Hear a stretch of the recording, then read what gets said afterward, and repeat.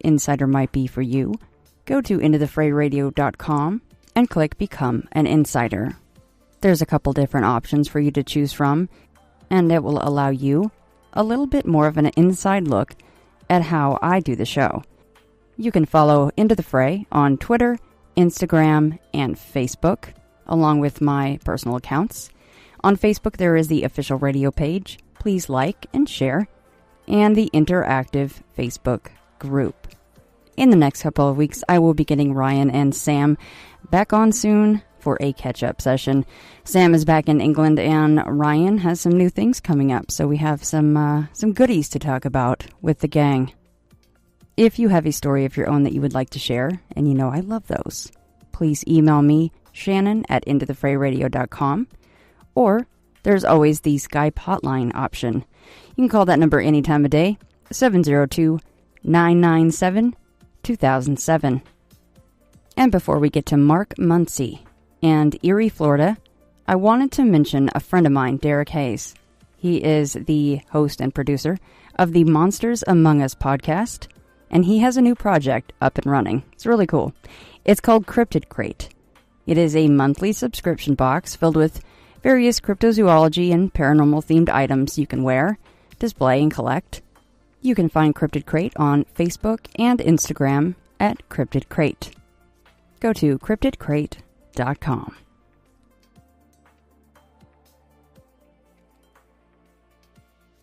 So on this edition of Into the Fray, I have Mark Muncy, and he is the author of the soon-to-be-released Eerie, Florida.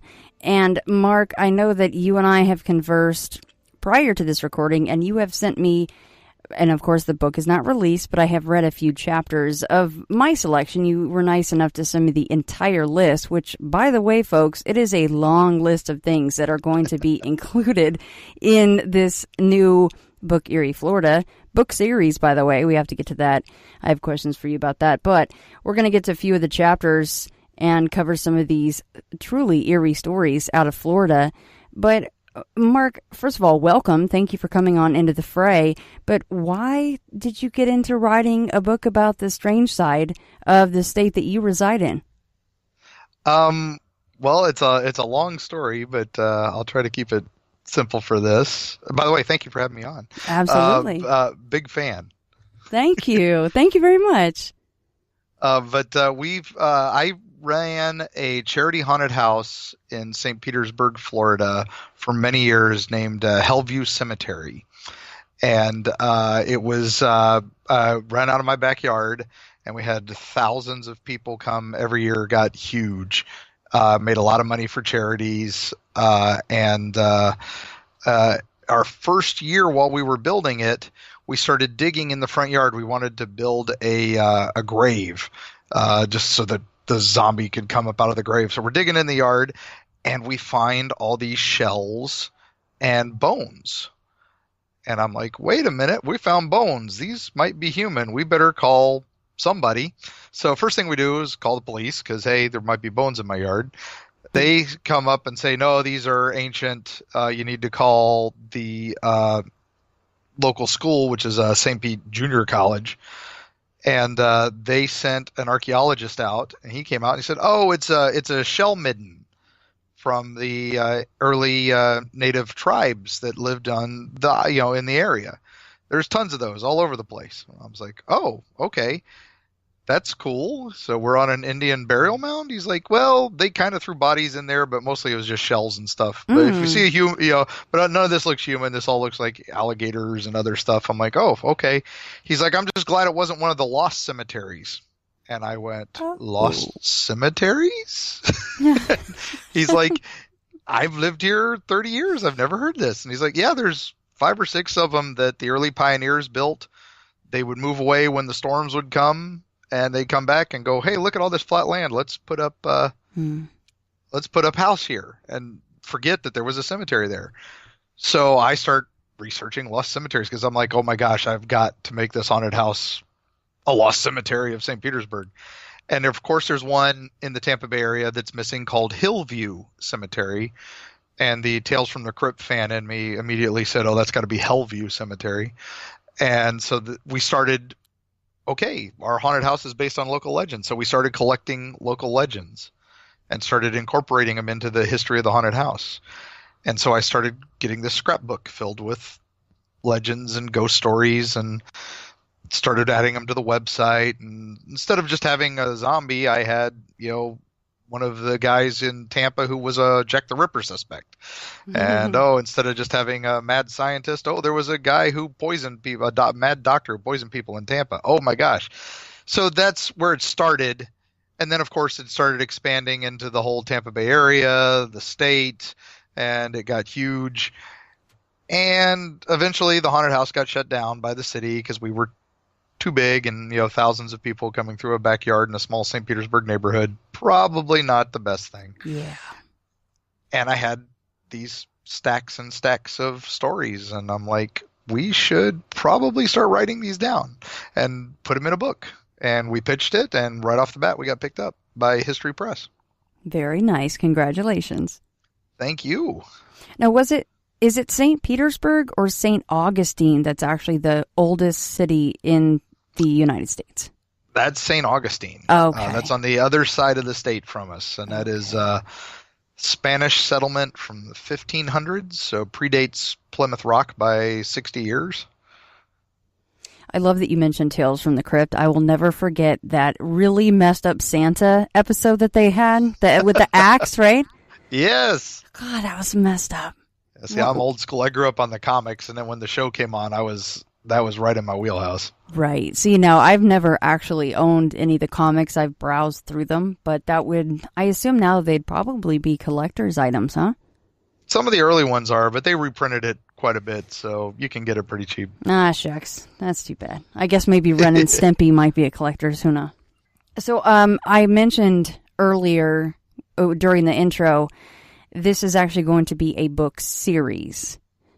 That is the original plan was just to get the first one out, and we had, like I said, huge collection of stories, and the publisher, wasn't really sure how it was going to receive and all that. So they said, well, whittle it down, because I sent them 50 that I was going to do. Wow. And then they're like, no, whittle it down. So we got kind of a top 20.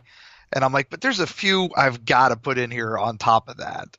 And so I think it wound up being 26. It's not quite like a top 25 or anything. And we tried to vary it with the really creepy stuff, with the more famous stuff. There's so many books on the ghosts of St. Augustine, the ghosts of St. Petersburg, the ghosts of Key West. There's tons of those already out there. But they're all like, Al Capone haunts here, and Babe Ruth, and it was all the big name people, the man who built the Don Cesar Hotel in St. Petersburg. So all these celebrity ghosts. And I'm like, well, what about this ghost that nobody, there's a dancing guy in this old casino that's not there anymore, that was on a pier that's not there anymore. So you see this dancing guy floating over the bay. And I thought, how's nobody ever written about this? And so we tried to focus on the stuff that not everybody knows, mixed with the stuff that is a bit more famous, like the skunk ape and Pinky the sea monster. And I love that you did that, because amongst the initial list that you sent me, which like you said, I also had to whittle it down, right, to try to fit it in an hour and a half show. You do have some things in there that I was starting to just do a cursory Google search, and I'm like, oh my goodness, I've never even heard of this. Well, I have to talk about this. These are fascinating stories. Oh, yeah. It's one of those. Florida is known for weird and unusual.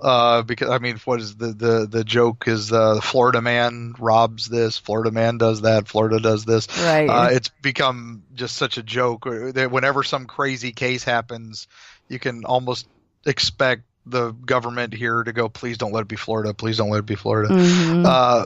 But we've always been like that. We've had crazy stories since the early settlers, and before that, the Indians have so many legends. A lot of these are ancient Seminole or even earlier, like the Timucuan or the Tocabega Indian legends, and a couple of those tribes don't even exist anymore.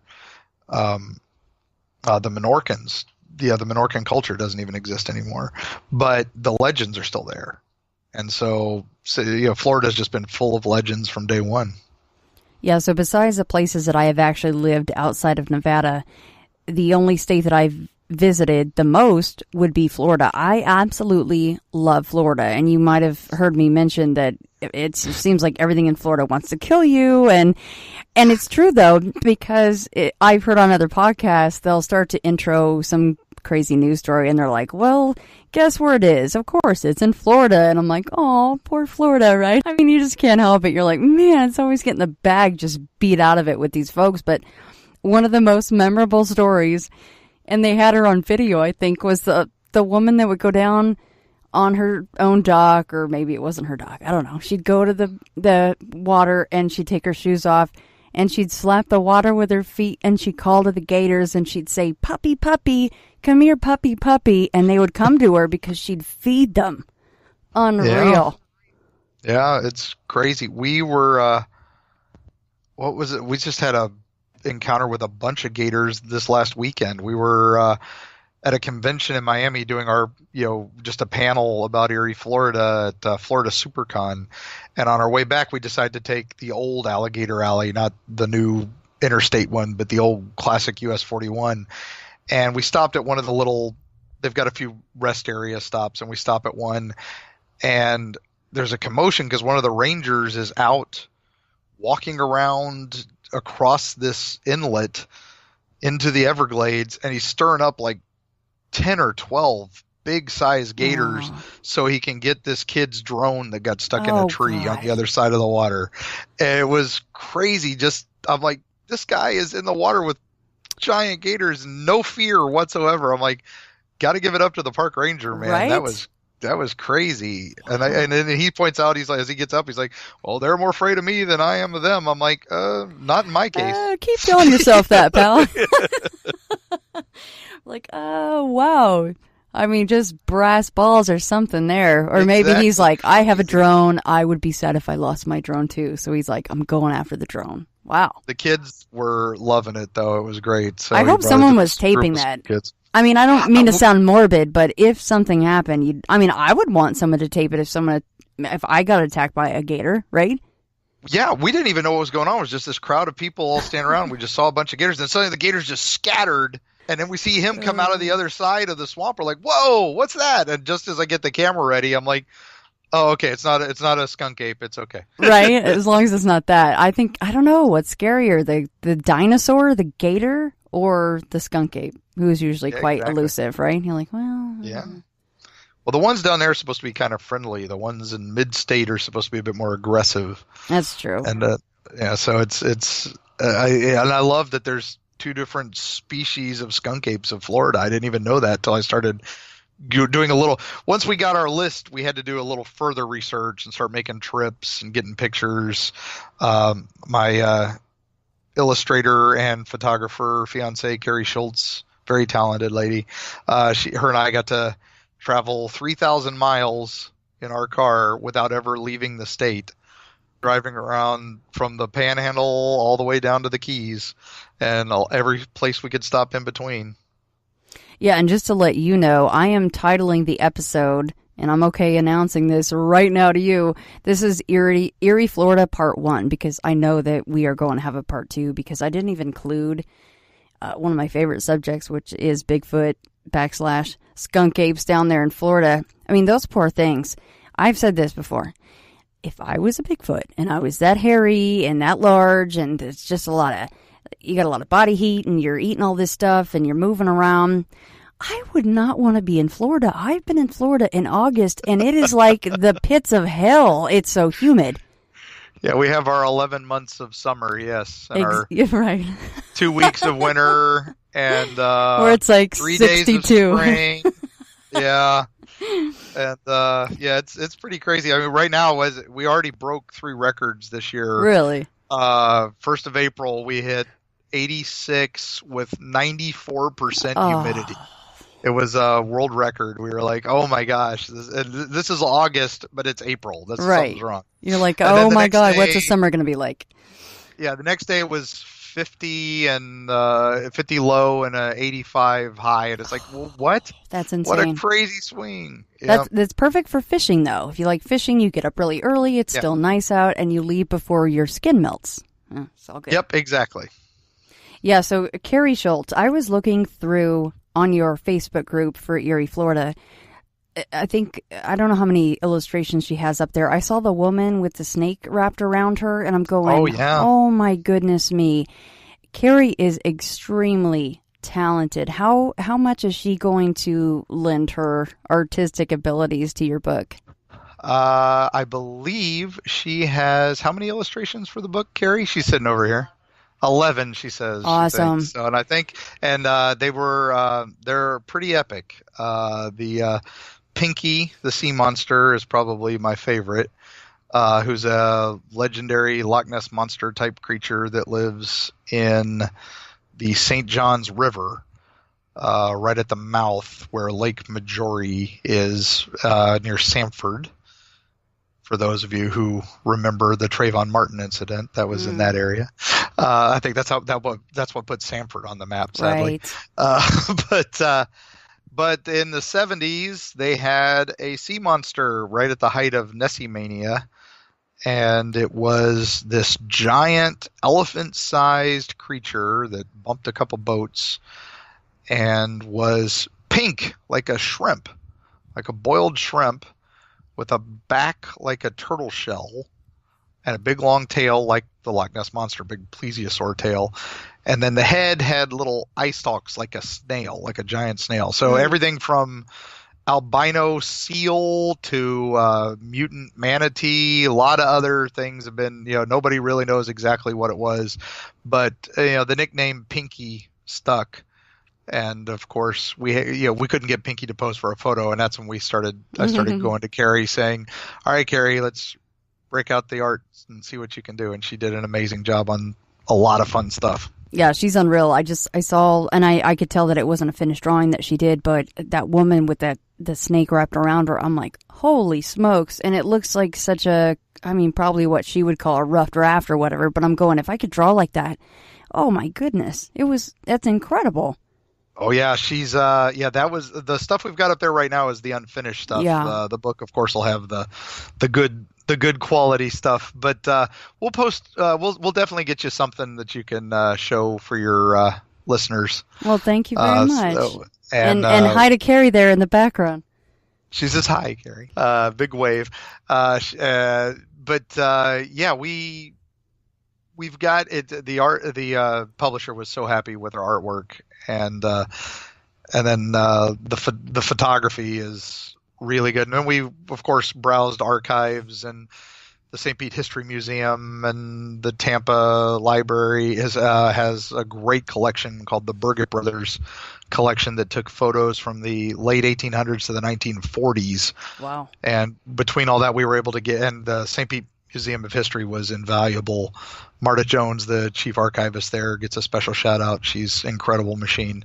And we were able to get classic photos of the Dozier School for Boys, the Trestle Bridge in Nebraska Avenue, and the Mermaids of Weeki Wachee, the classics. Now, is that you and Carrie going to, and I think I mentioned this to Lyle Blackburn, I'm like, I see you like sitting down in some old dusty library like in Ghostbusters and going through old microfiche or something. Did you guys have to do a lot of that? Or was it a lot of just boots on the ground and getting your own photos and talking to people? I'd say about 50 to 80% was boots on the ground. I mean, that's a wide variety, but yeah. Right. But there was a good 20% in archives, digging, not through microfiches as much, but there's, postcard albums and photo albums that are in archives. The Burgett Brothers collection are actual original prints. They're all like 8x10s from the original negatives, and you have to go through them and scan them. And we have to wear. You have to wear special gloves because these are the original prints. And at the St. Pete Museum archives, they've got a lot of it digitized, so that was kind of nice, being able to just they've my daughter actually volunteered there for years and scanned a bunch of the stuff in herself. So it was kind of fun being able to go there and as a friend of the museum, so we didn't have to pay for archive time, which is a little note for anybody else thinking about doing research. Volunteers get free stuff. That's right. It always helps. Yep. Pay it forward. And because you never know when you're going to need a postcard from Bach Tower from the 1940s. Oh, yes, and we will be covering those gnomes, by the way. That's one of the ones I chose, as you know. I feel kind of bad. I didn't pick Pinky, and that was your favorite thing, because I had that written down, like, what was your favorite story out of all that you researched, and you mentioned Pinky. I'm like, damn, I didn't pick that one. It's all right. We can talk about whatever you want, so... In all of your miles traveled, you said you guys covered around 3,000 in your own state, which is incredible. And I've been there plenty of times. I know that it's a massive place. What was you guys' creepiest story that you researched? Something that really bothered you couldn't shake? The creepiest story that we researched that we couldn't shake was Dozier. Yeah. That's horrifying in so many ways. And we didn't even really get into the ghosts and the spooky stuff because the real horror there is so great. And I encourage anybody who wants to know the true history of Dozier. The Florida School for Boys is sometimes called the Florida Industrial School for Boys. It was called for a very limited window.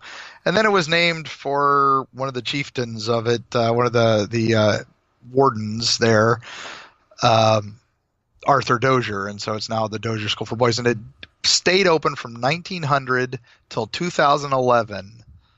And there are more unexplained, terrible stories that came out of there. And they're still trying to figure it all out.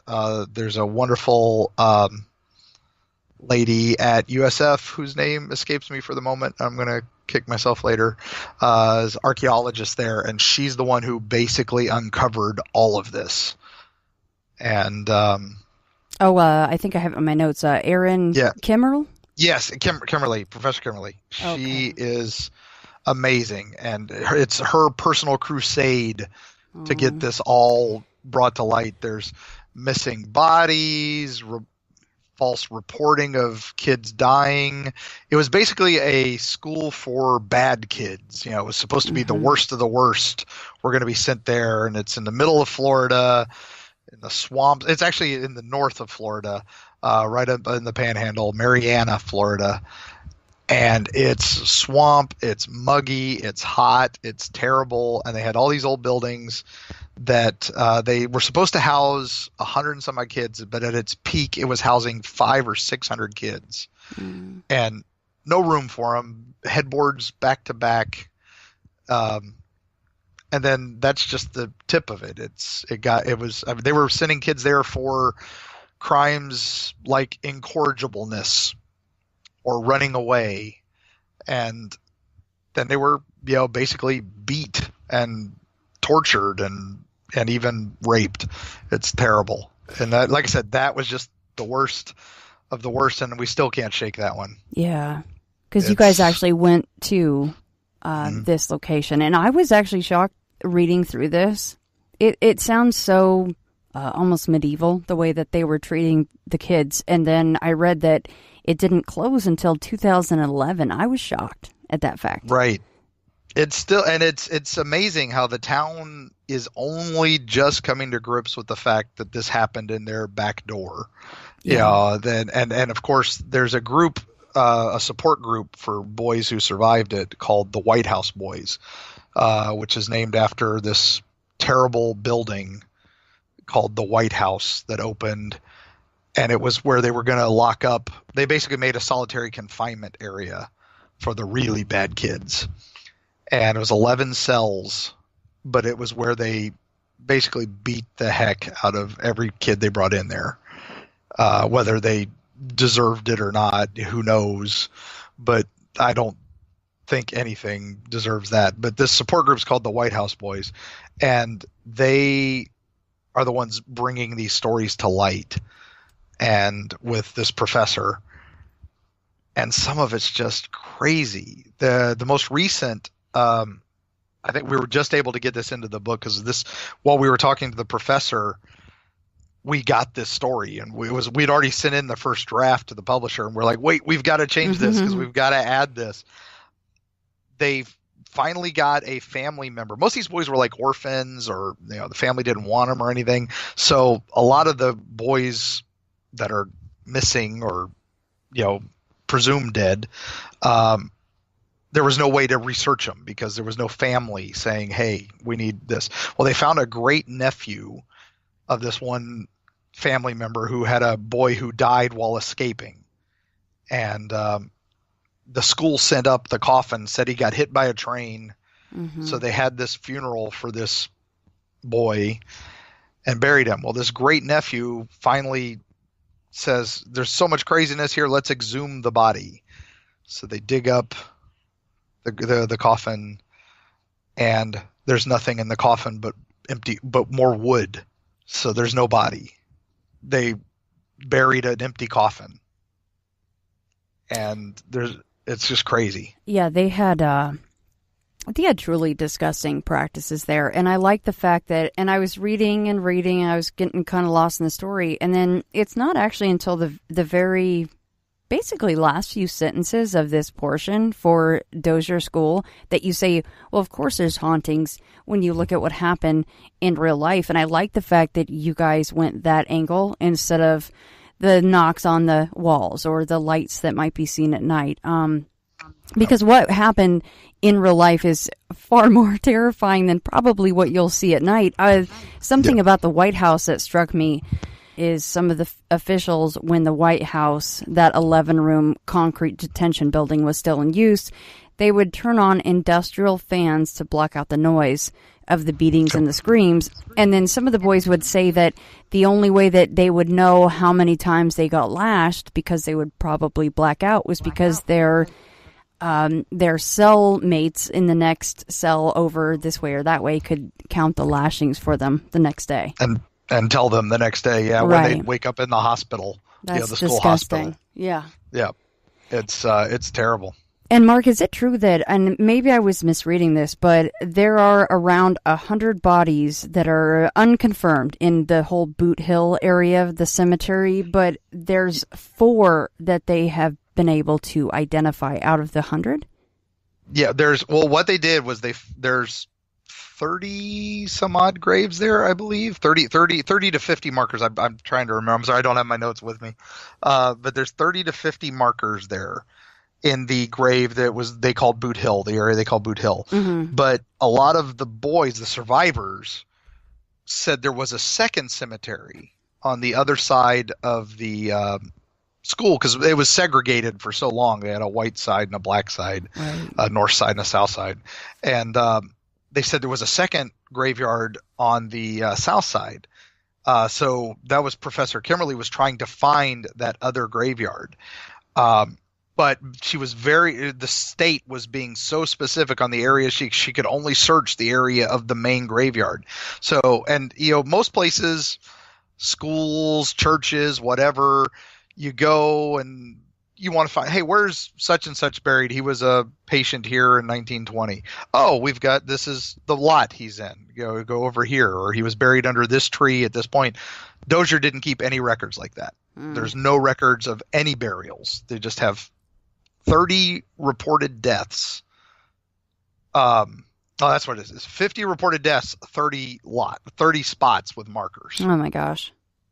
But there are tons of records, like that boy up north, where they dug up his coffin and it was just wood.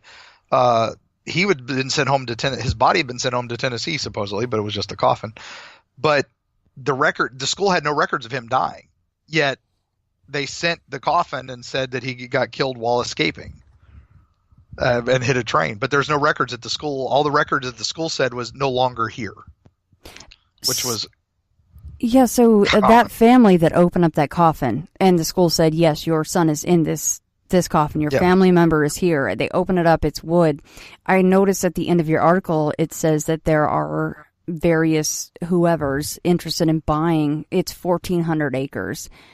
Yep. So is there some kind of an inquest that can be put in to stop a buyer from coming in and, putting concrete slabs over other people's bodies where their families may not have any closure?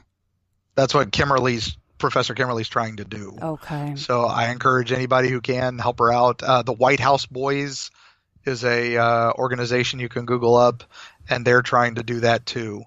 That's I encourage that. So hate to start on the down note, but yeah, that's the. No, that's okay. It was a good segue. That was one of the ones on the back of the list, not for any reason other than it was literally down on the list when you sent it to me. So, it was a perfect segue. I will definitely put that in the show notes for people to visit the White House Boys. That's actually, if you think about that, if you think that your family member who has died somewhere on that property and is buried somewhere on the property, and they might put like an apartment building over their remains or, whatever they might be doing there. That's a big deal. Yeah. And that's, like I said, they've been so limited in what they've been allowed to search and what they've been allowed to touch. It's, and it's already being reclaimed by nature. The buildings are covered in vines, and some of the buildings are falling apart because, they've been built since 1900, some of them. So, but yeah, a lot of developers want to fix that area. That we found a couple of the places in our book that where developers are moving in. It's Florida. It's a land grab. So one of our favorites is Wikidemus on your list to talk about? It is, and actually you provide wonderful segues because that is the very next one I had up on my notes. Mark, maybe you're psychic. Look at you. Oh, maybe. Yeah. There we go. Wikidemus. Yes, let's talk about that. Okay, Wikidemus is a classic urban legend from Fernandina Beach, which is right on the Georgia-Florida border, just on this wonderful island near Amelie Island. And it's this beautiful live oak forest that used to be part of the Eggins Creek Greenway, which is a beautiful state park that is marshland and just it's got some other type of ecosystems in this one small area because it's right on the beach. But they've got this old part that isn't on their maps anymore. It's disused trails. And it was probably one of the creepiest places we actually got to visit because the wind was howling. The moss was blowing everywhere. And the story goes that there's a lost colony up there. Now, Florida has basically, everybody loves to talk about the swampland grabs of the 1920s, for real estate booms. It started way back before that. It started in the 1500s when Europeans realized that Florida was pretty much useless. It was hot, it rains crazy, and Indians keep shooting arrows at us. Here, how would you like some tropical real estate? So lucky us. Or then they would, let's put a bunch of money, let's build a colony. Let's go home. We'll come back a year later. Either everybody gone insane or die. So, it's like, okay, yeah, this place is terrible. So there's reportedly a lost colony in that area that might predate Roanoke, might be around the same time as Roanoke. It's tough because the Spanish and the French colonies at that time some of them were church sponsored. Some of them were just some guy got the idea to do it privately. But supposedly there's a lost colony in this area, and the legend is that the colony had a witch problem and there was witchcraft afoot, and apparently a number of years that may be one of the reasons why there's no records of this colony is that the witches kept people from doing that. The story goes that a pilgrim ship got either shipwrecked or visited the town and needed supplies. So they chased them off, said, we don't want you here, take your supplies and go. But one of the guys stayed behind, said, and he's like, oh, I missed the boat. And the story is that he was a witch finder. and knew something was wrong with the town. And so he apparently sets up a Salem-style trial, and maybe predating Salem, because this would have been around early 1600s, and figured it out that it was all this one little girl in the town, and she had a pet demon named Wickedemus, which is a cool name. It is. It really is. It caught my eye straight away. Yeah, exactly. And so, depending on the version of the legend, we've heard 3 or 4 different versions, and of course, there's no way to back this up with records. Mm-hmm. But either A, she got hung under a tree, and the demon got captured and sealed under the tree, or B, she wiped everybody out and lived in this woods alone for years. There's a few different versions, but anyway, it boils down to it. You walk down this path, which happens to be across the street from the Fernandina Beach High School. So imagine this legend is told by a high school student. Yeah. And it's a legend tipping thing where you, I'm sure your listeners are familiar with legend tipping, which is, testing your bravery by saying Bloody Mary 3 times or something like that. That's legend tipping for those not in the know. But anyway, the legend tipping there is you go to this path and you walk down past the live oaks and the windy path, and you get to this stone marker at the base of a tree. And we found it, which was surprising. And it's an ancient stone marker. No one knows how old it is. And if you say the words Wickedemus 3 times, either A, the witch will give you powers, or B, you'll see the ghost of the witch, or C, you'll release the demon Wickedemus. And then there's another version where if his name's said enough, he'll eventually get the strength to come out, and the ground will shake, and the wind will roar, and the skies will open up, all that fun stuff. So which one did you guys try? Well, we tried saying the name 3 times. I admit at first I said it kind of quiet. Well, yeah, just in case, But what was so funny was the minute we said it, we're like, I went, Wickedemus. Yeah, and then nothing happened. So I was like, all right, Wickedemus. The minute we hit the 3rd Wickedemus, the wind picked up with a gust, ungodly gust.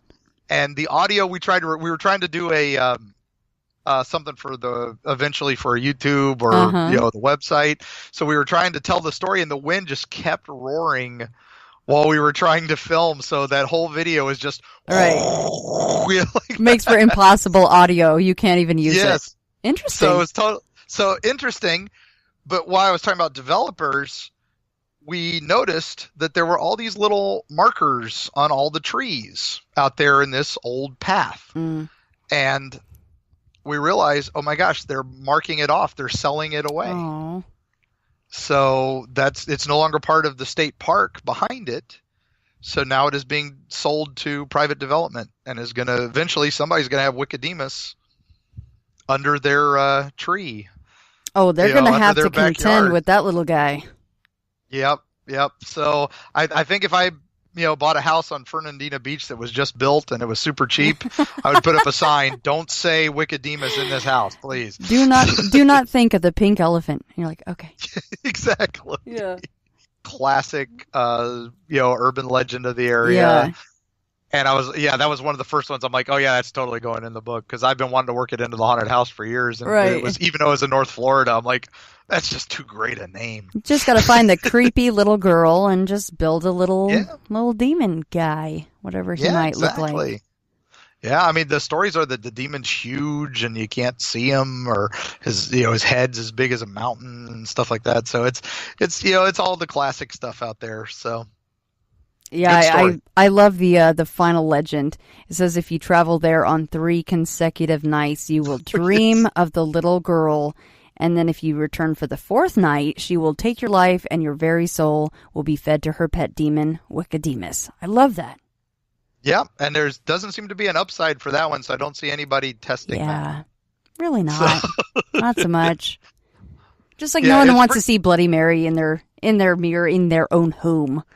Exactly. I was worried about that one because the one person told me that if she could see you in your mirror, would she be able to see you in all mirrors? Mm. And then suddenly, how do you drive? Oh, Because she'd be in your rearview mirrors. Yeah. yeah. Well, I mean, there's a lot of things, dark things tied to mirrors, so they hold a Yep, lot of exactly. energy, and there's a whole nother episode tied to mirrors themselves, so. Yeah, yeah, but yeah, it's a fun legend because it's got everything you want: witchcraft and lost colony and a demon. So and a creepy little girl. Doesn't get much better than that. I mean, what would we do with a pet demon, right? What would you and Carrie do if you had a pet demon that would just do your bidding? What would you do? There'd be all What kinds would of things Carrie you and could I think. do Yeah. if we had a pet demon? Well, I have two teenage daughters, so that's kind of close. So, Yeah. Yeah. but no, I would probably try to dress it in cosplay. Be the most epic cosplay ever. They're like, "Damn, is that guy from they're from Face Off or something?" And you're like, "Oh, Yep, nope." yep, no effort whatsoever. That's right. So, You're like, "Huh, see those red eyes? Nope, not yeah. contacts." And Carrie's right though. We just probably send them on food runs. Yeah. Just get your license, will you? Drive safe, Yep. put your seatbelt on, and go get some friggin' milk. Yeah, Thanks. we're just save us $10 on Uber Eats sandwiches. That's right. I use Grubhub around here a lot because we don't have Uber Eats yet. So. We have a thing here called Food Now that we usually use, but Oh, Uber okay. Eats is Yep. expanding. So Yeah, I'm waiting for Uber Eats. They need to get here in Vegas. I don't yeah, know what they're waiting for. They'd have plenty of money for me. All right, let's move next, if you don't mind, to not at all. I hope I say this right. Tomoka Park's flesh eating cloud in Daytona Oh Beach. yes, another classic legend. This was goes back to an Indian legend. Again, this is the Timucuan Indians. Most of my Indian stories came from a great Bram Stoker winning author Mm. named Al Going Back. And he wrote a book called Crota that was just incredible. And met him a number of years ago, and he kind of helped mentor me in my early writing stages and told me many of these Indian tales. That's the first chunk of my notebook was stuff that Al had told me. Very cool. And I mean, you can't beat anyone tied to Bram Stoker. oh yeah, well yeah, Bram Stoker winner, for the Yeah. writing for horror award. Very So cool. yeah, he's a shaman of the Seminole tribe. So Wow. so he's got a lot of insight into this stuff, and he one of the early people to actually turn me on into the history of this crazy state I've been living in for 30 some odd years. But yeah, so Tomoka is named after Chief Tomoki, which was a Indian chief of the Timucuan Indians, who, when it's either Ponce de Leon or De Soto, no one's really sure, shows up here in the 1500s when they first start exploring La Florida. They come across this chief, the story goes, and are looking for gold. They're looking for the fountain of youth. They're looking for all the things that the Spanish conquistadors, going through their midlife crises, that's what they got to get. They got to get new gold and new things. So they show up, and the chief's like, "Oh, well, we have a sacred cup that if you drink from it, it heals all of our warriors." And they're like, "Well, we got to see this." So the chief is just trying to show off for these visitors instead of so he goes and grabs the sacred cup from the shaman against the shaman's wishes and drinks from it, not during a ritual, not during anything. So ticks off his entire tribe. Well, the Spanish go, "Oh my gosh, it's gold, and it's a sacred cup, and it's maybe this font is magical, and it is our fountain of youth." So they start all drinking from it, and of course that ticks off the tribe, and then suddenly there's a battle, and everybody's trying to kill everybody, and the Spanish flee with the cup supposedly. And anyway, the other neighboring tribes all hear that Tomoki has spoiled the fountain and spoiled the cups, and lost the cup. So they all go to war with him, but he can't die. He keeps getting stabbed, can't die. No, and the classic, no man can kill him. So who kills him? A female warrior. The wonderful squaw, she gets him. But his blood is so tainted by the rituals of drinking from the fountain at the wrong time or drinking from the cup without permission, whatever. The legends are, always blurry with these things. Right. But anyway, so he's tainted with poison, and his blood is poison. She dies from touching his poison blood, and everybody's like, oh gosh, bury him deep. Well, so that story is known for a while, that his spirit haunts there, and it's a poison cloud that comes out. And if you touch it, your flesh will be stripped away. And it kind of ties in with another legend, which is more of a UFO legend in the area, the Deltona lights. Sometimes they're also called the Tomoka lights because it's so similar, where there's two lights that light up on a highway, like headlights, but no car. And they'll fly around your car or they'll fly over your car. And if you touch them, your flesh will go away. So it's one of those where there's a couple legends that blur together in the same area. And so that's one of the fun things when you research these things. You start going, oh, okay, so that's why that's there and that's there, because they kind of fit. But anyway, the big pink cloud of Tomoka, supposedly the big thing was it in the 50s, there was a sighting of the cloud with the lights at the ruins of an old sugar factory, rum factory that had been there from the 1800s. And it was coming out of the factory, like the smokestack that was all that's left of this factory had the cloud coming out of it. And people were like, oh, it's Tomoki is coming up through the factory. Crazy stuff. And, the nerd in me, when I read the whole no man can kill me, I flew to Lord of the Rings when Eowyn kills the Black Rider, and she's like, well, I am no man, and she slaughters the Black Rider, right? That's what my nerd brain went to that. Anyhow. Classic myth. Yeah. But what was interesting to me was in your paragraph where it says, some people claim that the lights go along I-4 there in Florida and will lull a driver into a sleep state and where they can have a possibility of a crash. And then I guess you uncovered something where the Highway Patrol actually does note in their records that there does seem to be a lot of people having wake-up calls where they'll wake up before they have a crash or maybe even after they have a crash. Yeah, where the police will pull over, see a car pulled over on the side of the road, and the guy's asleep. Right. And they'll be like, you need to go to the rest area. It's about 10 more miles down, stuff like that. With funding cuts and all that, the rest areas are fewer and farther between in Florida. But because there's so much sprawl, every exit has something that you can stop at. There's no exits to nowhere, especially along I-4, which is Daytona to Tampa, which is the main artery across the middle of the state. And but this area, it's a little further northwest of where Tomoka is.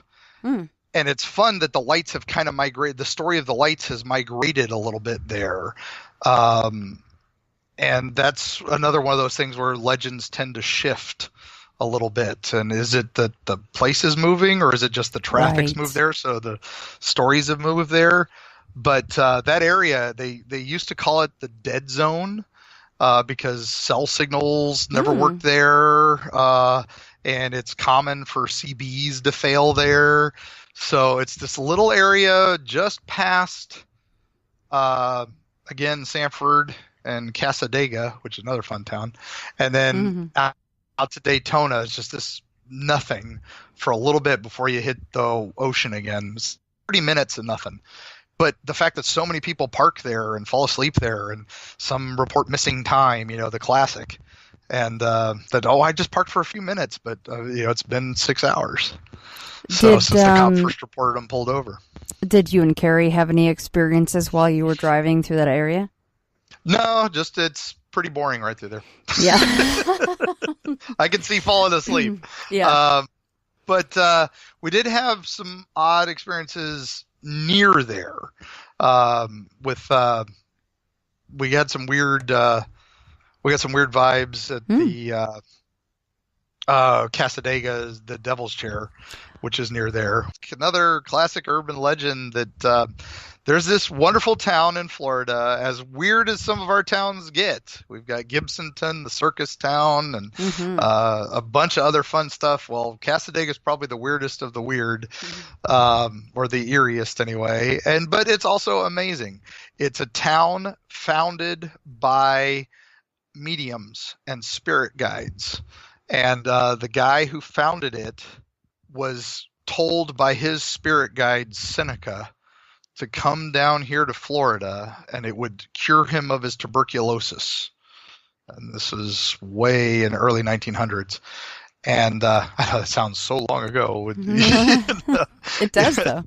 Not that far ago. But anyway, he built this town in the middle of, again, more fun swampland in Florida. And now it is still Mecca for so many spiritualists and mediums. They have it's the Casadega Spiritualist Camp. They have psychics and mediums there 24 hours a day.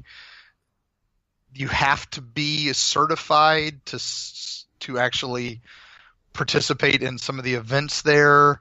And that's to this day. I'm sorry to interrupt you, but that is too okay. That's still, and it's amazing place to visit. There's a beautiful hotel there. The town itself's maybe 2 stoplights. Wow. I think it's actually just 1 stoplight. Helen, which is a big town. I'm going to interrupt you again. So because you and Carrie were writing a book, were you guys allowed to visit the area? Oh yeah, you can visit. It's open to the public. Oh, okay. Visit. It's just to live there. You have to have you have to be a licensed medium or a licensed spiritualist, and you have to pass the association's basically tests to be able to buy a house there. I see Peter Venkman with the cards, and he's like, star, square, square, buzz, nope, sorry. Figure eight. Can you see this? That was it, a figure eight, no. Oh my gosh, yes, great movie. But yeah, that's what I pictured too. Yeah. I'm like, what? They do have an amazing restaurant there in the hotel. And it used to be called the Spirit Cafe. Now it's some big wig from Hell's Kitchen bought it. So it's actually kind of a nice fancy thing. But I used to love that it was the Spirit Cafe because that was funny. Oh, that's quite the tie-in. So from Hell's Kitchen at the Devil's Chair in Casadega, there you go. Exactly. Mm-hmm. And I did order the Spirit Burger medium. That was funny. But I'm sorry, that one got me. Okay. Exactly, and nobody else got it. I'm like, come on. Should I order one with everything? What does that get a side of? I mean, my goodness. Exactly. But anyway, so it's this beautiful town, and they will tell you flat to your face, there's no cemetery here. There's no cemetery in Casadega. It's on their website, on their frequently asked questions. Where's the cemetery in Casadega? There is no cemetery in Casadega. It's like, oh my gosh, it's like you're talking about, this super secret. And there is a cemetery in Casadega, of all things. It's called the Casadega Lake Helen Cemetery. It's amazing. Oh my goodness, how original. How original. Yeah, trying to hide it. Florida's known for naming things. There's a town called Gulfport because it's a port on the Gulf. We're creative here. But anyway, so there is a cemetery there. It's just not technically in Casadega. It's next to Casadega. But it's this beautiful basic cemetery. But there are some mourning chairs there that are built out of brick. And of course, they're pretty common in the Northeast. It's not so common down here in Florida for those. But since this was a lot of Northeasters who'd moved down to Florida, they started building them. And basically what a mourning chair is for people who visit cemeteries and want to visit their loved ones. And it's Florida and it's hot. Let's, instead of just putting up some lawn furniture out in this cemetery, we'll spend some money and build a brick chair so that you can sit at the gravesite of your loved one. Well, with many of these and everywhere in the world, especially here in America, they've got legends about them that they were built by some, coven or something like this. Well, this one, of course, here, there's 3 chairs there, but there's one in particular that they call the Devil's Chair, and it was supposedly built by Satan himself. And you go, and you're supposed to sit in this chair at midnight, and the devil will visit you. But, of course, it's illegal to go there after dark. Of course. And the police, therein lies the catch. Yeah, police watch that cemetery because this legend is so well known. So if you do try to go there after dark, you will see strange figures in the cemetery, and that's probably an undercover cop trying to arrest you. You're like, what's that shiny thing on that guy's shirt? That's weird. You're like, oops, trespassing. There you go. Yeah, there we go. Thank you.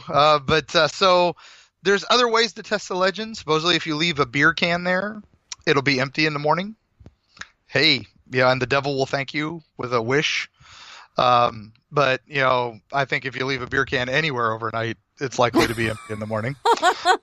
You know what people have to say, especially in Florida, it'll be empty, right? But the legend does state that it will be empty without it being opened. Without it being open, that's the more recent version. Yeah. It's more, okay. Because, hey, an open beer can is not really a big thing. But now, Of course, it's we've got to one-up everything. Through osmosis, the devil will drink his beer. And, of course, the other version of it is that if you sit on the chair, no matter how hot it is in Florida, which it's pretty hot, as we discussed, the chair will still be cool to the touch. Mm. And I'm like, well, there is a reason we build chimneys out of brick. Right. They tend to diffuse heat pretty well. Right. So, yes, it was cool in July when we sat on the chair. It is a creepy-looking chair.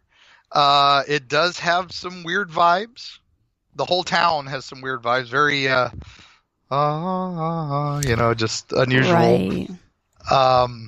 But very cool. Very, like I said, very fun place. And the cemetery is beautiful.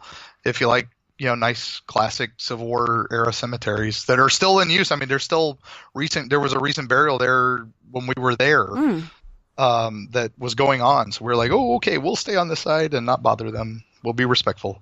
But there, it's a beautiful place. The cemetery's great. The food's great at the restaurants, and it's a fun little town. So, what's the population of Cassadaga? Not much. I think it's a few hundred. So, and then the hotel has a list. If you go to the hotel's website, it lists which psychics are visiting that week and what hours they're going to be. And then the library next to it, or bookstore, has another list of psychics and what aura photography or whatever workshops they're doing that week.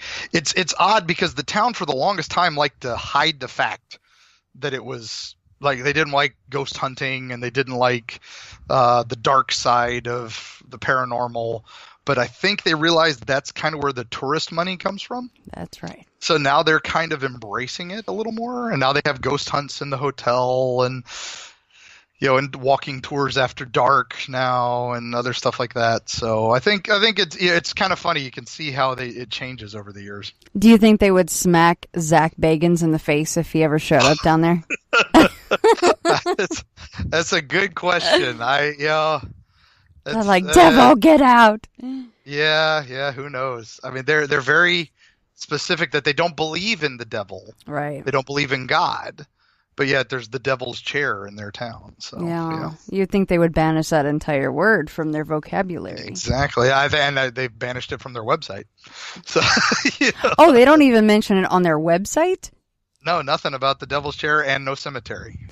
So you guys were They do mention all of Cassadaga, but they do talk about all their spiritual and mysticism and all that. Interesting. But, yeah. So if you were a resident of Cassadaga, could you go down to the cemetery and leave a beer down there and the cops wouldn't bug you? Or no matter what, the cops are... I think I read in your blurb that it was on certain nights, the cops are really out there on Halloween. Yeah. And Oh, things yeah. like that, Halloween, full moons, and anything that's it's kind of the cops are in on it, so they watch Right. for it's Beltane coming up. Okay, we better have a cop out there. Right. Yeah. Yeah. And in fact, if you go any day, there's usually a patrol from Lake Helen Police or even Cassadaga Police come through, but I've yet to see an actual Cassadaga police car, but I did see a police officer from Cassadaga. So it's too small of a town, I think, for a car. But Lake Helen's a pretty big town next to it. There's a big university there, which I think is where this legend comes from because, hey, it's a university. You gotta, hey, there's a spooky graveyard over there with a chair. Go sit in it all night. So that's you can tell where some of these come from. And Mark, I like the fact that you're like, hey, we build fireplaces out of this stone for a reason, and these chairs are made from this stone, and it's okay to say, hey, this is probably why it's cooler, and it has nothing to do with the legend. I like that. Thank you for doing that. Well, and like I said, there's still some odd stuff there, so I'm not saying right. It could be, but it's like I said, I'm not out to debunk any of this. I'm also not out. I am a firmly open mind. I've seen some really crazy stuff in all these adventures, and not all of it makes sense, but I'm not saying, oh my gosh, it's the paranormal for everything. But there's 90% of the time it's pretty obvious when it's a legend. All right, so let's move from the devil's chair into something else that burns, and this is I have to say, out of all the ones that I started to read, I knew of this woman, but by the time I was highlighting and underlining, I'm like, pardon my French, but I was like, holy shit, I didn't realize some of these details. And this is the Cinder Lady, Mary Reeser from St. Petersburg. Some of these details are absolutely disturbing, and even after reading and highlighting and looking up some other sources, I'm like, I have no explanation for this. So let's talk about the Cinder Lady. Well, the Cinder Lady, for those of you who haven't already Googled her, Mary Reeser, as you mentioned, was this nice, wonderful, widowed lady who was in her house in St. Petersburg. We do say it was in June, so it was hot. Not August hot, but it's definitely one of the levels of hell. Yeah. And this is the 50s, and she had dinner with her son and a neighbor, and they all left, and she was sitting in her chair in her robe. And the next day, there's a delivery for her, and no answer at the door. So the guy goes and checks with the landlord, and the landlord's like, oh, she never leaves her apartment, so let's go knock a little harder. And the landlord tries the door, and it's hot to the touch. Immediately she panics, says, oh, there's a fire. So she calls the police.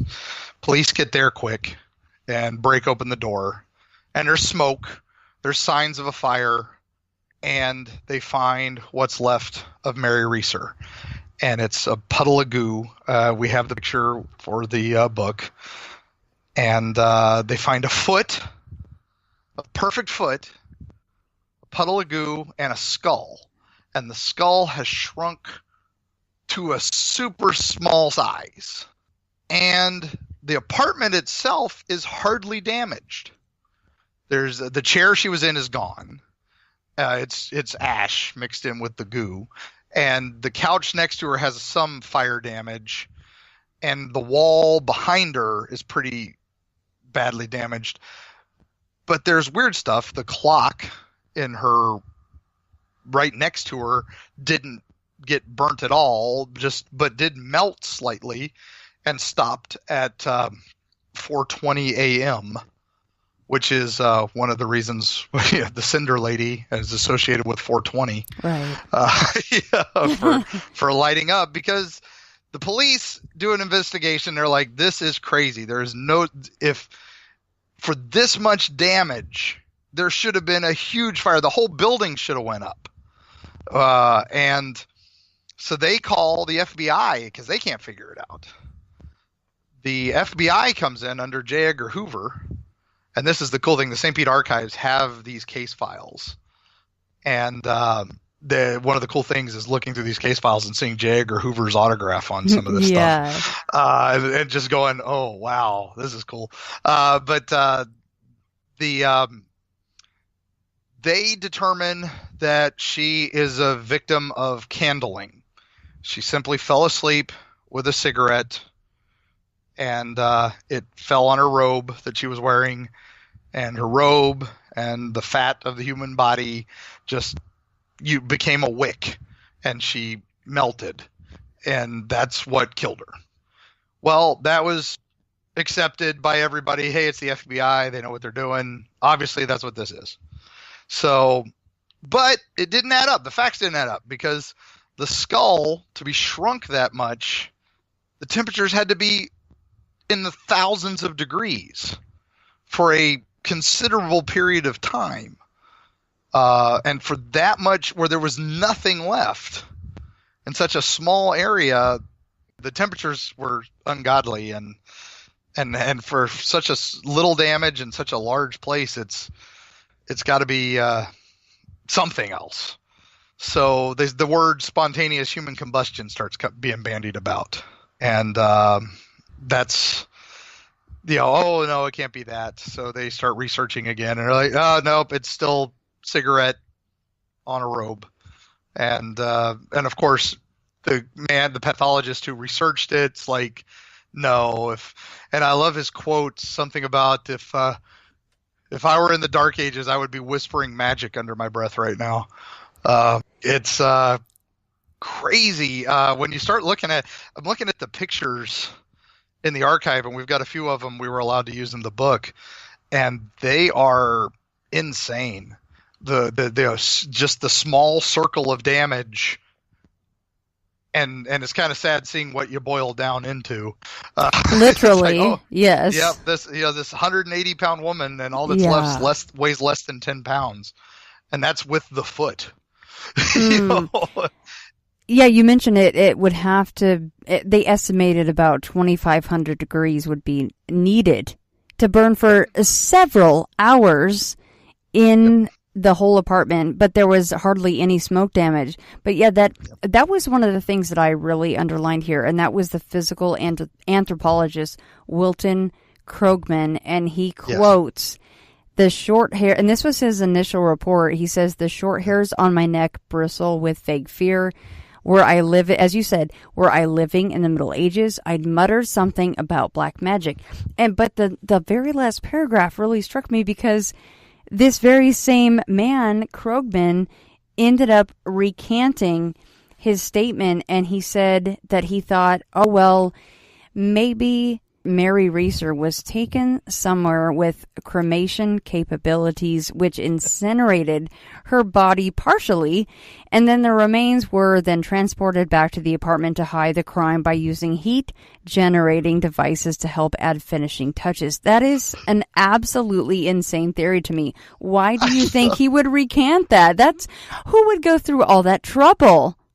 Well, if you're the first guy and only guy to come out saying spontaneous human combustion, and then later you go and you mention black magic, and you want to be taken seriously as a doctor ever again, you pretty much have to come up with something else to backtrack. So if he didn't use those two words, black magic, maybe he wouldn't have recanted.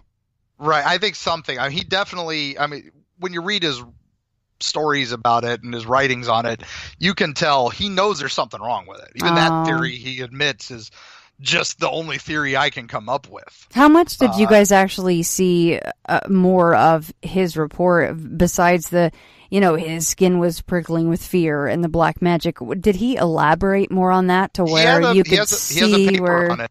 Okay.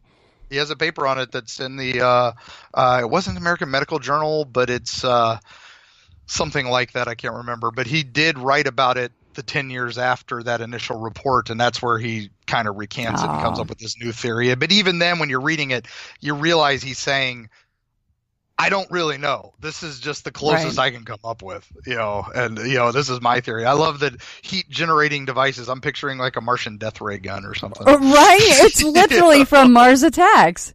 Yeah, exactly. And who knows? There's theories on that from everything from ball lightning, Right. although there was no thunderstorms that night, which is also unusual for St. Petersburg because we have thunderstorms every night. Yes, you do. They are beautiful and amazing. Yeah, and they last about 20 minutes, and then it's just muggy. But it kills the mosquitoes for that 10 minutes, so we're happy with that. Thank you, goodness gracious. Yeah. They are relentless out there, those skeeters. Yeah, our number one state bird, I believe. So, it should be. And by the way, that's another anomalous event, is that some people get bit and others don't. I am one of the ones that would go down and just I look like I have chicken pox. I'm done. Yep. I'm just a buffet. Yep. That's Carrie is that, and I am the opposite. See? They just fly around me a lot and don't seem to bother me much. So we don't know what that means. Me and Carrie, we don't know, but whatever it is, we don't like it. Yeah, that whole Cinder Lady situation. And you know what? As far as the physical anthropologist, which, hey, you could categorize him in file as a doctor, right? Doctors don't talk about that sort of a thing. And when you talk about an NDE, a near-death experience, they're the same way. They're like, we don't talk about this kind of thing because we don't want to be labeled a quack.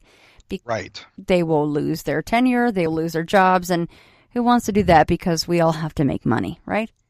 Exactly. And we found that out researching a lot of this stuff was a lot of the professors didn't want to talk about the local legends or the local lore because, oh gosh, I'm an anthropologist. I can't tell you about a lost colony that may or may not exist or stuff like that. And I certainly can't tell you, oh yeah, this fort is haunted, this castle's haunted, whatever. It's not going to be like that. So they're like, can you put me in the book as Dr. Ace Ventura?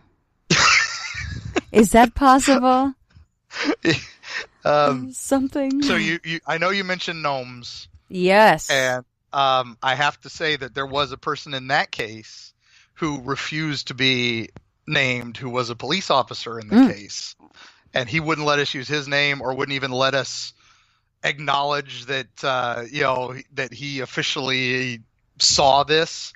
But he did back up the story, which is why we included it in the book. So we did have two sources. And I'm like, I was doing the old Weekly World News trick. If I have two sources, it's You're like, this is legit. Boom.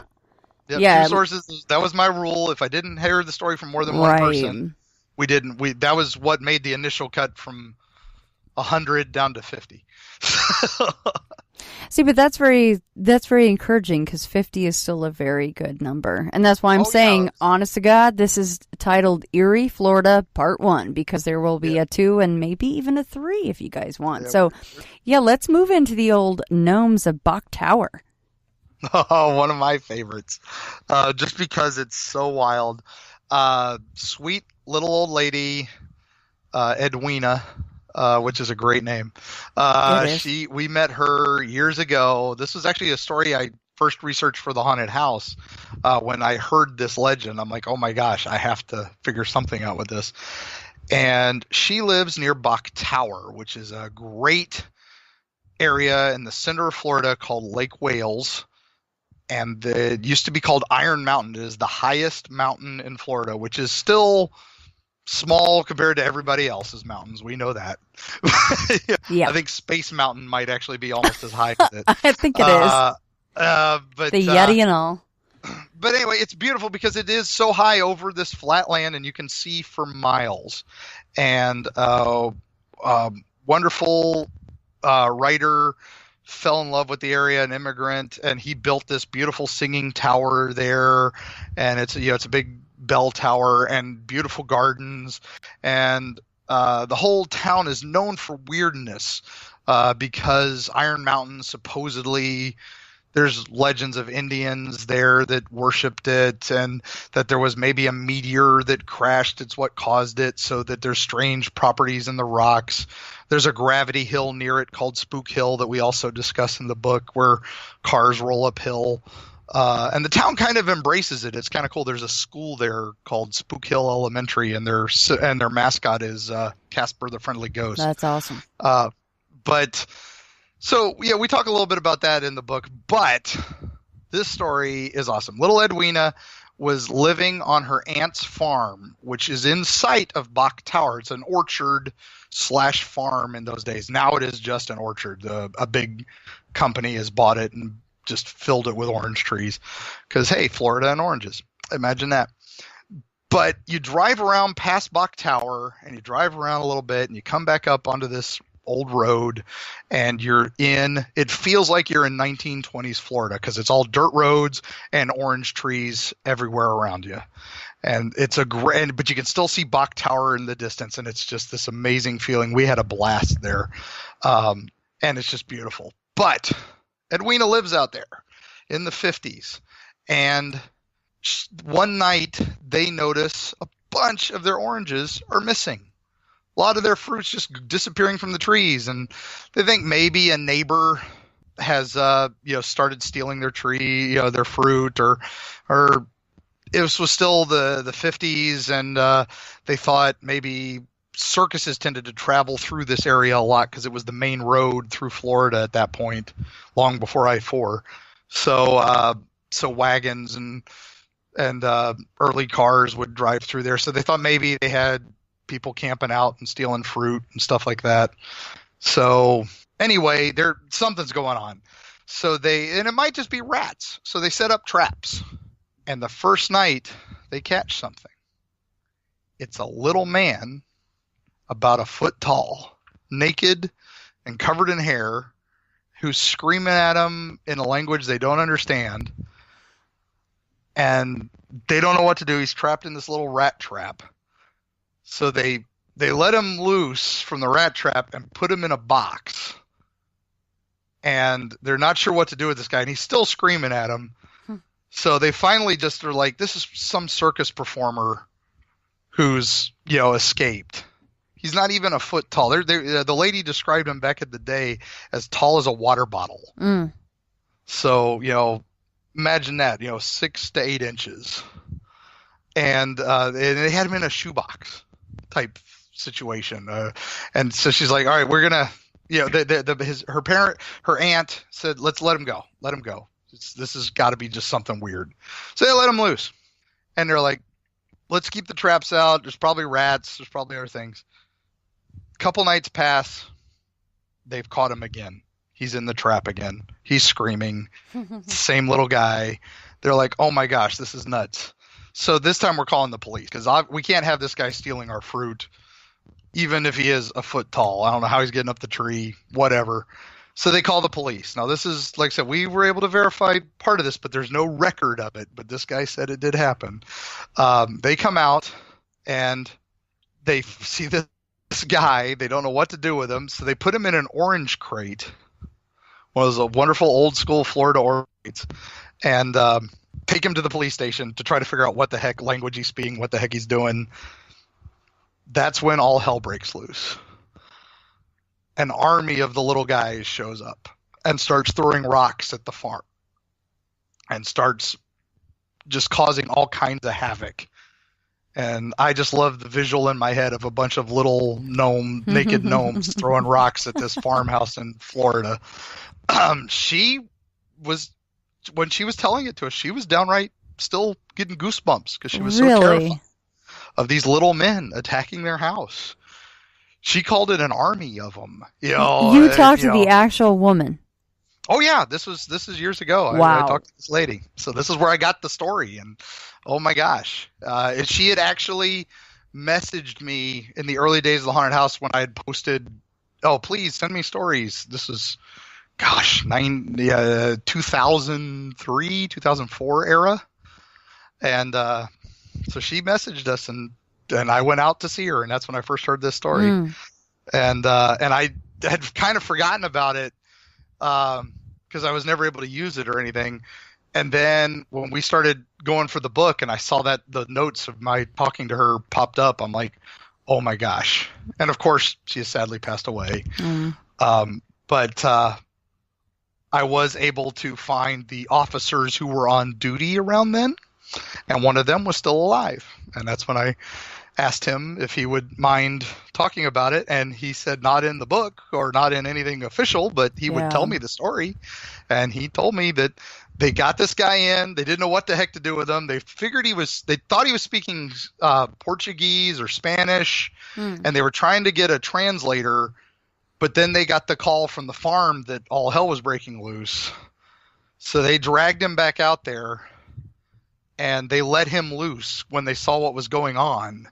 And he ran off with all of them into the orange grove, never to be seen again. And they supposedly, according to her, one of the farm hands said that they had offended the nature spirits of the area and needed a sacred stone from Ireland to be sent to them. So they apparently, 1950s here, paid for a rock to be sent from Ireland, and it is embedded in the orchard now to protect the grove from gnomes. So how big of a rock is this? It's about 2 feet tall and about 2 feet wide. I didn't see any real markings on it. To be fair, we were only there for about 38 seconds because that's where the new orchard keeps their bees. Oh, well, that's convenient. In this nice clearing where the rock is, they decided, hey, there's a clearing. Let's put our beehives here. Oh, my gosh.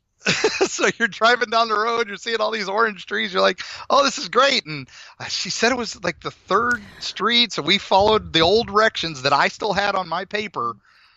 And sure enough, there's this nice clearing and there's a rock. And I'm like, great. And then suddenly I hear, zzz, and I'm like, and I look over and I see the beehives. I'm like, we're getting back in the car. Let's get out of here. That's actually better than guard dogs. Exactly. Who likes Who's bees? Fight that? Yeah, no one's going to stay there for bees. That's genius. Nope. Yep. And but the rock was there, and it was it's a little tiny rock, but it's and like I said, we couldn't inspect it much because it was like, okay, yep, we're done, bye. So according to legend, though, it was supposed to have some sort of markings on it or a saying. Yeah, supposedly a blessing on it, a Celtic blessing. I couldn't get from the story because I couldn't talk to Edwina anymore, but she said that it had been blessed by a bishop, a priest, and some druid. Goodness me. So Triple they threat. wanted to cover all the bases. Goodness gracious. Yeah. So that's one of those fun ones that not many people know about. So that was one I had to throw in the book. So why couldn't all those little guys like just find a leaf or something? Like a loincloth. Exactly, yeah, or something. But that is naked. Also one of Carrie's wonderful illustrations because there was no way we were going to get a gnome in a box for a photo. But Carrie, was that on your Facebook page or is that to be seen during the book release? That might be the one we send you if you want. She went for the old scary tales to tell children books. I forget. Scary stories to tell in the dark. Yes. So that was the feel she went for with the art for it. So do you know that I think when they re-released Scary Stories to Tell in the Dark, when they did the Schwartz re-release, they they muted his drawings. Yes, so his original drawing. Yes, they muted all of his drawings, and I'm thinking, thank goodness I have my original books because I don't even know if you can buy those anymore. There's a reprint edition of that available, yes. But really? The new versions have a completely different artist. Oh. So see, they're still good, just a different view. Right. Just not the same, though. Even mine some of the pages have fallen out at the binding, but they're all stuffed back in. I'm like thinking, this would be something for the firebox, right? Yeah. And as we said, nostalgia is a powerful thing. It is. Absolutely. I think one of my first books that I ever read when I was younger was Phone Call from a Ghost. And I still have to buy that from Amazon. But yeah. Okay. Yeah. So speaking of nostalgia, let's go to Key West, Florida, and the very quote-unquote ancient, I don't know if we can use that word for him, but he's old. Robert the Doll. He's very old. I don't think he'd like to be called ancient. I should apologize. Robert, please don't. I will send you a letter straight away. Yep, you can drop him an email now. He's actually are high you? tech now. So. He's through email now. Yeah, there's robertthedall.org. I didn't you know can that. drop him a line and let him know that we're going to be talking about him on the podcast. I will definitely drop him one myself. I will be doing that because I will tell you, I have between your section of the book plus the Robert the Doll book and all the Googles I have been doing, I'm like thinking, I better be careful what I say about Robert. So if you email through, what was it again? Robert? It's at robertthedall.org. I think his email is just robert@robertthedall.org. But if you go to robertthedall.org website, it has his contact information. Does that count as much as a written letter, though? He prefers written letters, but apparently he takes they print out the emails for him. One of the great classics of Florida. Yes. So, yes. I'm sure some of you already know Robert the Doll. He's pretty famous. He's one of, I'd say, Key West's most famous resident besides Tennessee Williams and Ernest Hemingway. Mm-hmm. So that tells you what kind of level this guy's at. Robert is a doll that's about, I want to say about 3 foot tall. He had his face painted like a jester at one point, but that has faded away. It is now just leather. But he's still a very handsome face, Robert. I have to say, you're an impressive looking thing. So handsome. So you have to be nice to Robert. Yes. There's a reason for this. We'll get to that. Much respect. You people are going, what? People listen to this go, what? They are crazy. It's important. Yeah. It's important. It's part of the ritual here. So, Robert is most famous for being the inspiration for Chucky, the famous horror monster. Mm-hmm. The writer of Chucky was inspired by stories of Robert the Doll. Robert lives in the Fort East Morello Museum. There are 2 Civil War forts down there in the Key West, and they're both museums, and this is in the East one. And it's kind of an odd museum. It's basically a collection of random art and stuff. There's not really much to it, but Robert is their most famous attraction. Robert was a doll, as I said, big doll, and he has a little stuffed lion that is in his arms. And he was a gift to a young boy named Robert Eugene. And when immediately after getting the doll, bad stuff started happening. Toys were being mutilated, room was being trashed, and the parents were furious and said, Robert, you gotta, stop doing this. And he's like, it wasn't me, it was Robert. And they're like, no, you're Robert. And he's like, no, I'm Eugene. Mm-hmm. I'm going to go by my middle name. Robert's my doll, so that there's no confusion. Which is quite, that's a huge commitment, right? You're like, right? I'm gonna go by my middle name because my doll is actually my first name, Robert. Exactly. How crazy is that? Why wouldn't the doll go by the middle name? Well, no, you start hearing the stories, you're like, oh, okay. He's like, I concede. Even then, you got this, Robert. Well, anyway, even so, shortly thereafter, the parents had it up to here with this doll breaking stuff and causing problems. And there's even stories of Robert and Eugene talking in other rooms, and Robert talking in a different voice than Eugene.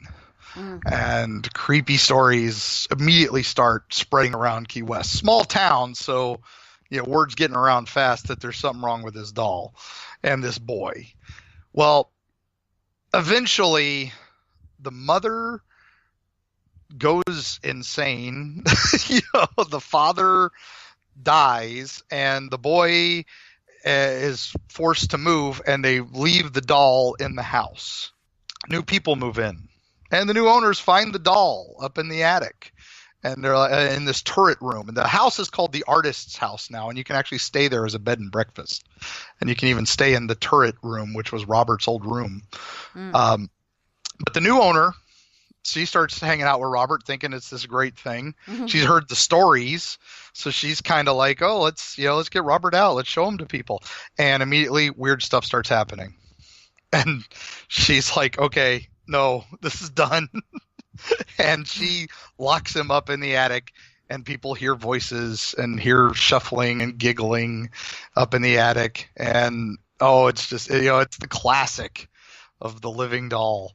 And inspired R.L. Stine, inspired Chucky, inspired all this stuff.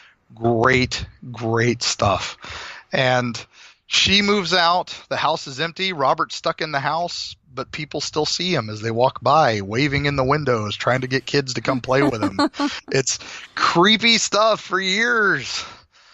Eventually, new owners get him, and they donate Robert to the museum that Eugene had helped build originally. And Eugene and Robert hang out again and start doing stuff together again for a little bit before Eugene finally passes. And he leaves Robert to the museum permanently. Well, the museum doesn't display Robert for a while. They kept him in the back, and more stories come out. My favorite was of a plumber who was working on pipes at the museum, and suddenly, for no reason at all, Robert's standing immediately behind him. And he was giggling behind the guy. He hears the giggling. He turns around and sees this doll standing there. Oh my gosh, he's done. He won't ever come back to the place. They have to get another plumber to come fix things. What a great, oh my gosh, that's amazing. So they finally decide, we've got to display this guy because word's still out that he's out there. And so they put him in a case and they put him on display, and he's still there today. He is has this, you have to ask permission to take his photo, and you have to be very respectful about Robert, because if you're not, you will get the curse of Robert. And the curse of Robert is just bad stuff starts happening to you. And of course the joke is Robert did it. That's the joke. Right. And that's the curse. They even sell bumper stickers and magnets at the museum that say Robert did it. And they have little mini Robert dolls with little mini lions, and they're cute. Oh, my. But you be very respectful of Robert. You ask his permission to take pictures. And there's a ghost tour that goes through Key West, and you can go visit Robert at night in the Fort East Morello exhibit, which is pretty cool. But there's a wall behind Robert that is filled with letters, and it changes all the time because they get so many letters from people apologizing for not being respectful to Robert and not asking his permission for photos. And they are terrifying when you read them, of the bad stuff that has happened to people after they took a photo of Robert. My personal favorite one was one that said, "Dear Sir Robert," I like that he started with Sir Robert, even extra. He's like, "I am so very sorry that I made fun of your leather face. Leather is actually very nice for a face." Shouldn't laugh, sorry. Yeah, no, no laughing, right? Oh no, you can laugh. This is this guy's. You're not laughing at Robert. You're laughing at this. Leather is very nice for a face. I'm sorry I disrespected you and took your picture without your permission. Please take away your curse. We get the message. Please fix my eye, my Xbox, and my marriage. That is a tall order, man. I'm like, this guy's got the right priorities. My eye, my Xbox, and then my marriage. What the hell happened to his eye? Who knows? And I love that marriage is the third thing on the list. Right, that's the last thing. The Xbox is the second thing, and then the marriage. It's so funny. And their whole wall is filled with stuff like that. And it's like, oh my gosh. So it's definitely, if nothing else, you can have a wonderful afternoon just reading a bunch of crazy letters on the wall. I just imagine the poor guy from Pirates of the Caribbean, his glass eye keeps popping out, and he's like, the goddamn monkey just took my eye. Like, what happened to this dude's eye? So, okay, so I've read enough about Robert to know that if I went there, I would probably be superstitious enough just to cover the bases and be very respectful. So did you and Carrie go there in person And did you go through some of the motions that some of these people went through? That you're like, Robert, may I take your picture? It was so sad. Our one time to go see Robert, and he was not there. He's only been out of there twice. He escaped again. He's only been out of the museum twice in his life, since he's been there. Right. Once was to a convention in Clearwater, which was a paranormal con in 2008 when I went to see him, and my car broke down on the way there, so I never got to see him there. That's kind of odd. Yeah, it was back when we were still doing the haunted house, so I was like, I gotta go see Robert the doll, and my car breaks down. I can't go see him, so very disappointing. But I'm like, but then when Carrie and I started doing the book, we're like, oh, we gotta go see Robert. So we plot and we plan and we call and we get ready and we start to go, and they're like, oh, Robert's not here. We're like, what? Did he escape again? Because there's stories. Yeah. That they've locked him in at night, and then they come back the next day, and there's sand on his feet, and he's outside his cage. Yeah. He's like, I've been kicking it on the beach. See ya. Yep, exactly. But so I'm like, is that what happened? They're like, oh, no. You mentioned Zach Bagans earlier. Yeah. He was actually borrowing Robert for a new show called Deadly Possessions. Oh. And Robert flew out to his museum, which I think is in Vegas. He was here with me, and I didn't know it. And he was there for a day or two while they filmed him in Zach Bagans' collection of odd things for a day or two. Hang on a second. So that whole scene with Zach with Robert was not while Robert was in his case in Key West. That was while he was here in Las Vegas? I don't know. This is on the new show. So I don't know if it was on. Interesting. I don't know. Did they ever do a Ghost Adventures with Robert? They might have. I thought that he did, but it could have been Deadly Possession. So I'm kind of. Yeah. That's where I'm unclear right now. That was in Vegas, and that was there was an interesting thing because they have this little old guy who helps run the museum, right? And I guess he had a stroke while he was talking to Robert. Holy shit! Yeah. So there's some craziness, and then so Robert's on his way back, and we're actually going to see him in person soon, but I thankfully had friends in Key West, because I have a lot of friends in Florida, who were able to get some recent photos for us, and we were able to use those for the book with Robert's permission, because we did call to get Robert's permission. So how do you know if you have Robert's permission, though? Supposedly, people just say you just know. You just know, okay. I like it. I'll be honest, when the lady at the museum was super nice and held up the phone to Robert's cage, apparently, I have no idea if she was really doing this, but she told me she was. You know, who am I to say she didn't? She probably was just standing there holding it up in the air. What an idiot! She's like, "Here's another one." Another one. But I said, Robert, I would like your permission. I'm going to send you a letter to make sure it's okay. We want to use these photos that a friend of ours took in the book. And when my friend took the photos, he swore to me that he got permission and that and he told him that they were for a book for a friend. So, so we're good. And, but anyway. And your friend is fine right now? My friend is fine. As far as I know, as of this recording. There might be something to that then. But we're heading down to get more recent photos for the website since he's been back, and he's apparently shifted positions since he's been back. Oh my goodness! See, but his moving is so freaking creepy because he used to do that in the artist house, and now he is said to do that in the museum. And I have a question, and this is for you and Carrie, because Carrie is such an amazing artist. Do you think then that she has to then have permission to even draw a likeness of Robert?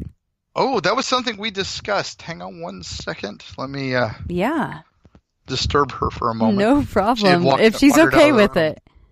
All right. Can you still hear me? I can. Okay, good. Carrie said she does feel like she would need permission. Yeah. To draw Robert, because that would be the only safe thing, 100% safe to do. I don't blame her.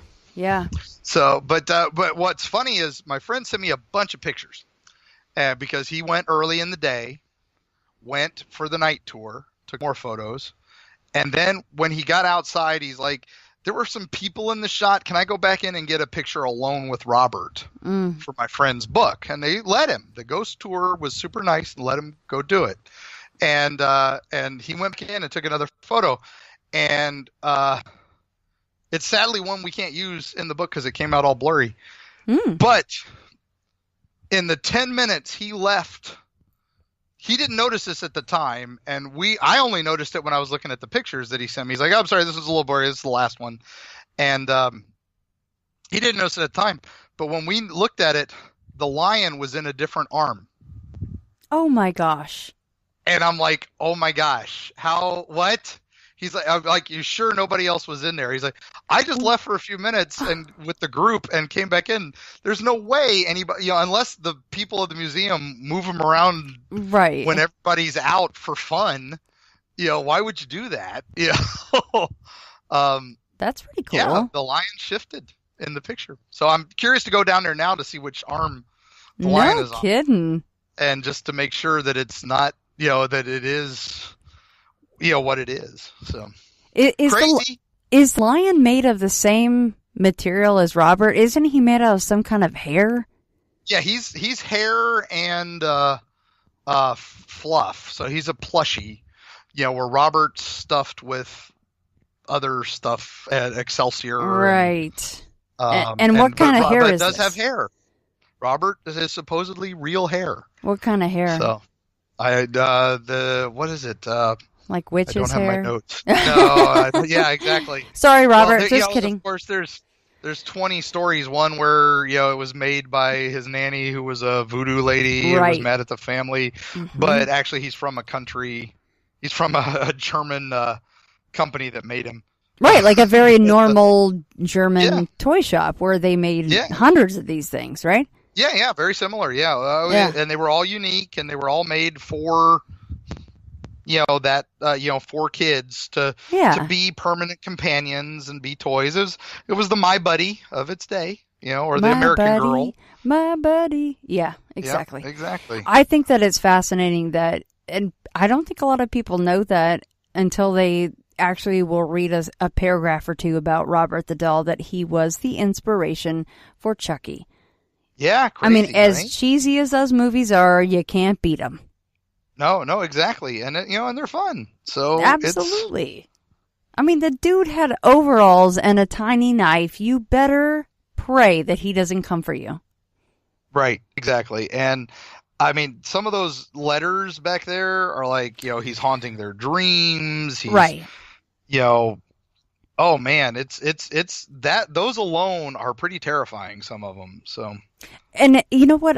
A lot of this stuff, I'm like you. I'm like 90%. I'm like laughing about. I'm very skeptical. But when you actually look at some of the letters and you look at the time frame of when they went to Key West and they saw Robert and they were kind of whatever, they were laughing or joking and taking pictures and they left the museum.